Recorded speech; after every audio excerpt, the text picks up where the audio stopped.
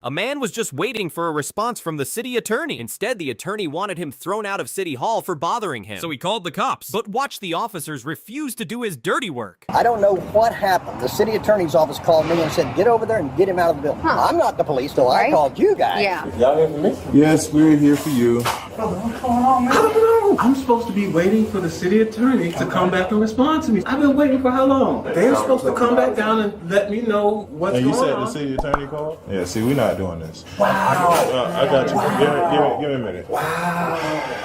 How you been, brother? Good, man. I'm glad this is happening. It's biblical. So what they want me trespass? That's what they want, but that's not going to happen. I'm going to tell you that straight up. We're not trespassing you from here. No. Nobody been notified that this person needed to be removed or did anything. He was right here waiting this whole entire time. Me personally, my name going on a trespass for someone that was waiting for representation, I'm not putting my name on it. Welcome back, everybody. So let's talk about this trespassing call for a second. It looks like law enforcement was called for service for a trespass notification. They wanted to give somebody. They wanted to trespass somebody. And again, I don't have all the details on this, but from the understanding of what it is, this person's obviously not happy with something, or is trying to get regress of grievances for something, or is trying to do have some kind of communication with the city attorney. And this is something that I have seen regularly, especially on the municipal level, right? Let's say there was a citation that was issued, or a code enforcement thing, or some kind of action was taken by the municipal government, and this person wants to contest it. So they go to City Hall and they ask to speak with the city attorney to contest it.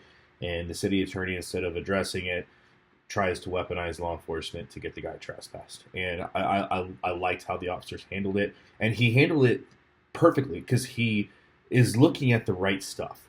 And so here's the thing, and this is something that I would, this is information that I would bestow upon any police officer, right? The city attorney telling you to do something, okay, great. But at the end of the day, it's not the city attorney who's going to lose qualified immunity if you go hands-on, right? It's not the city attorney that's going to get in trouble if you violate somebody's rights, because the city attorney is not going to violate their rights. They're going to try to weaponize you to violate their rights. And the city attorney is not going to be there when you need them. They're not. And it's not the city attorney's money that is going to be used to get you out of trouble either.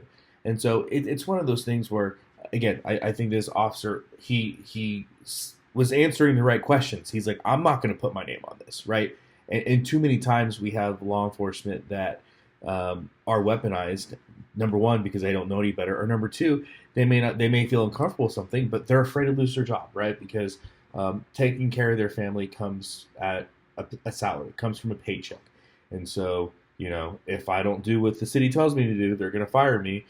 So I'm going to go do this anyway, even though I feel like it's wrong. And we have too many law enforcement officers that do that. So at the end of the day, me personally, I value constitutional rights too much. It's not worth a paycheck for me to violate somebody's rights. It's certainly not worth a paycheck for me to have to get in trouble to where now I'm spending money that I don't have to defend myself over something that should never needed to happen in the first place. So for me, I just think best practices is to honor my oath and to abide by everybody's constitutional rights. But again, we see so many times where law enforcement officers have fallen victim to this, and there's tons of case law out there on situations like this. I think I think this case out here with Sergeant Bolter is a great example of what can happen when you violate somebody's rights, and rightfully so. If you violate somebody's rights, you can expect there to be consequences, real consequences. So there you have it. Again, I think this officer did a great job. I think he handled it great, and he answered all the right questions, and he put it into perspective extremely well. He knows that it's his name going on all his actions, right? He is responsible for his actions, and he is refusing to take actions that are going to put him in jeopardy needlessly, and that's something that we should all admire. So good job on you. And I hope this video was helpful. If you have any questions, leave in the comment section below. Tell me, what would you have done? Do you like how he handled it? Do you not like how he handled it? What would you have said to the city attorney? What would you have replied back? had you been given this ultimatum? I'm curious to know what you have to say in the comment section below. As always, guys, long live the Republic.